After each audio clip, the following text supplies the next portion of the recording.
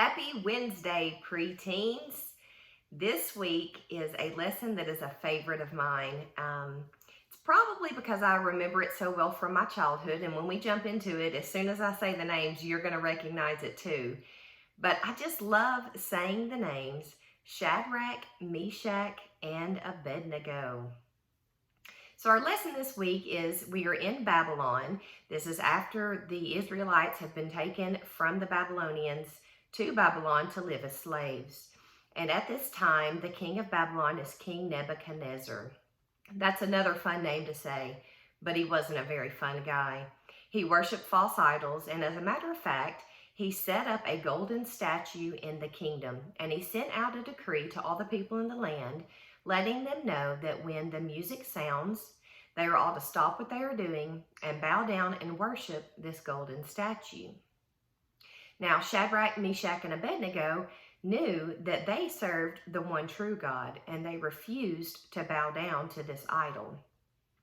And then along comes a great old tattletale. We all love tattletales, don't we?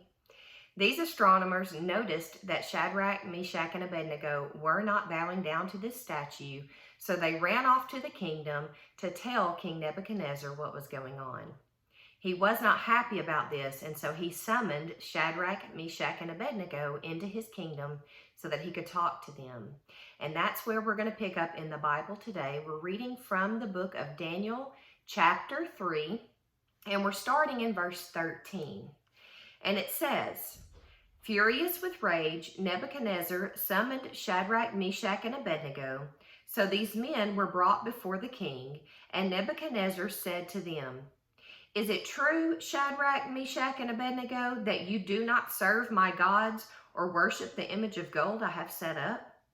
Now, when you hear the sound of the horn, flute, lyre, harp, pipe, and all kinds of music, if you are ready to fall down and worship the image I made, very good.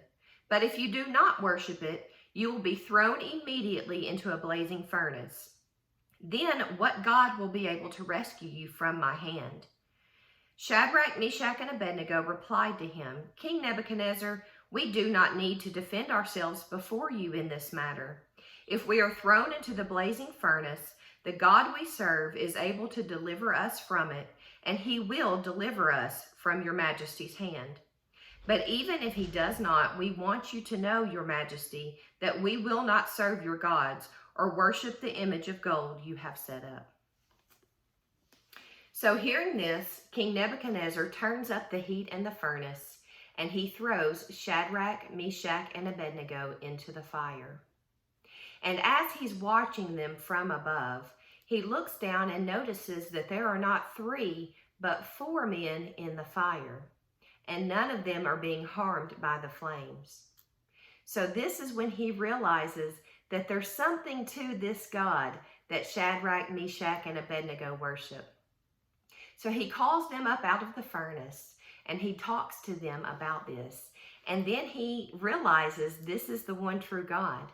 And so he sends out another decree in the kingdom that everyone should worship the God of Shadrach, Meshach, and Abednego.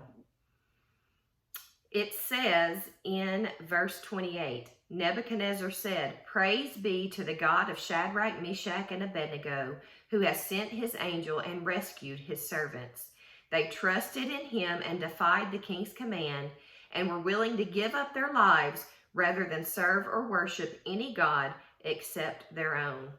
Therefore, I decree that the people of any nation or language who say anything against the God of Shadrach, Meshach, and Abednego be cut into pieces, and their houses be turned into piles of rubble, for no other God can save in this way."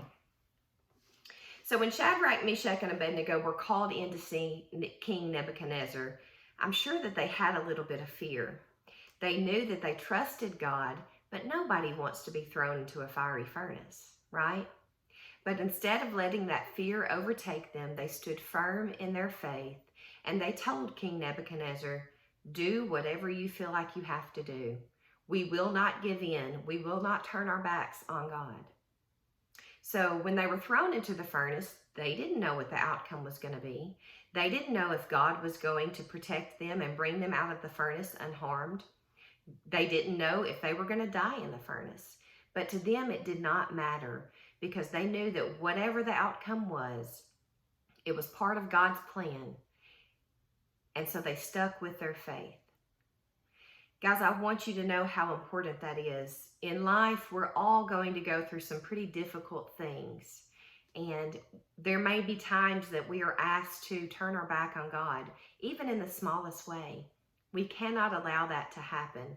We cannot let fear overtake our lives. We have to stand firm in our faith. We have to do what God wants us to do, because in the end, it's going to bring him glory. And in the end, even if it causes death, it doesn't matter. That means we're going to be in heaven. That means those of us who have accepted Jesus into our hearts are going to be in heaven. And that's something that we can look forward to. Now, I'm not telling you to go and do anything crazy and wild and put yourself in danger. However, don't turn your backs on God. In tough times, turn more towards him. Stay firm in your faith. I love you guys so much, and I'll see you again next week.